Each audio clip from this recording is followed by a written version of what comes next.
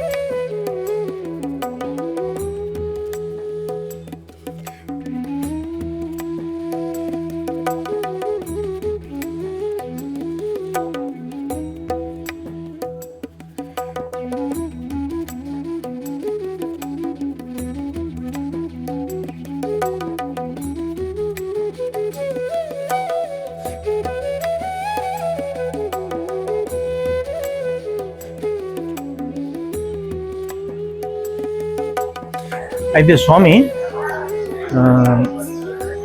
ఇది చెప్పాను కదా, ఈ జగన్మోహిని అవతారం ఎందుకు ఎత్తునో చెప్తాను. అప్పుడు క్షీరసాగర సమయంలో రాక్షసులు దేవతలు సముద్రాన్ని చిలికినప్పుడు అమృతం వస్తానమాట. అయితే అమృతము ఈ బలవంతులైన ఈ రాక్షసులే తీసుకుందామని ప్లాన్ చేస్తారు. అయితే వాళ్ళకి దక్కుద్దని ఏం చేస్తారంటే విష్ణుమూర్తి ఏం చేస్తారంటే, దేవతలంతా కోరుతారు విష్ణుమూర్తిని ఎట్లా అని చెప్పి. అయితే విష్ణుమూర్తి ఏం చేస్తారంటే జగన్మోహిని అవతారం ఎత్తారన్నమాట. ఎత్తి మొత్తము ఆమె సౌందర్యానికి రాక్షసులు పరవశులు ఆమె ఎట్లా చెప్తే అట్లా వింటారు అనమాట. అయితే అప్పుడు విష్ణుమూర్తి దేవతలకు మొత్తం కంప్లీట్గా అమృతం పోస్తారు అన్నమాట. అయితే అప్పుడు ఎత్తారన్నమాట ఈ అవతారం. అయితే ప్రపంచంలోని ఒకటి ఉంది, ఇది జగన్మోహిని ఆలయం. అయితే ఇది ఇక్కడ ఒక సైడ్ జగన్మోహిని, ఒక సైడు కేశవస్వామి ఉంటాడు అనమాట. చాలా బ్రహ్మాండమైన గుడి.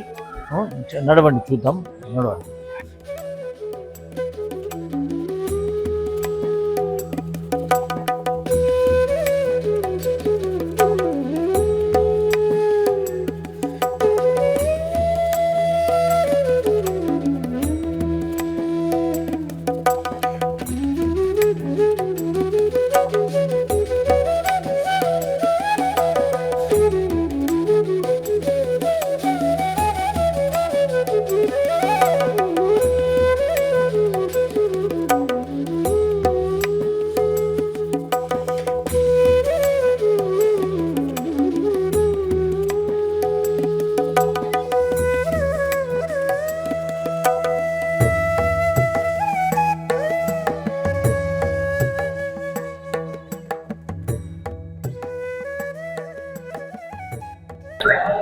స్వామి బ్రహ్మాండమైన దర్శనమైంది.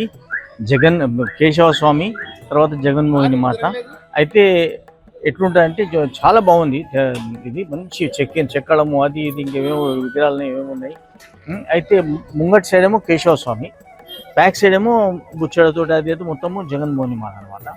అయితే అందులో మనకు పుట్టుమచ్చ కూడా ఒకటి చూపెడతారు వాళ్ళు, అది కూడా మనం క్లియర్గా చూడవచ్చు. ఇంకోటి ఏంటంటే భగవంతుని ఆ పాదాల నుంచి గంగ ప్రవహిస్తుంటారు అనమాట. అది చాలా ఇంపార్టెంట్ థింగ్ ఇక్కడ. చాలా బాగుంటుంది, చాలా బ్రహ్మాండం. వచ్చి రాండి, దర్శనం చేసుకోండి, చాలా బాగుంటుంది. నడవండి, నెక్స్ట్ ఎక్కడ తీసుకెళ్తారో భగవంతుడు చూద్దాం. నడవండి, చలో.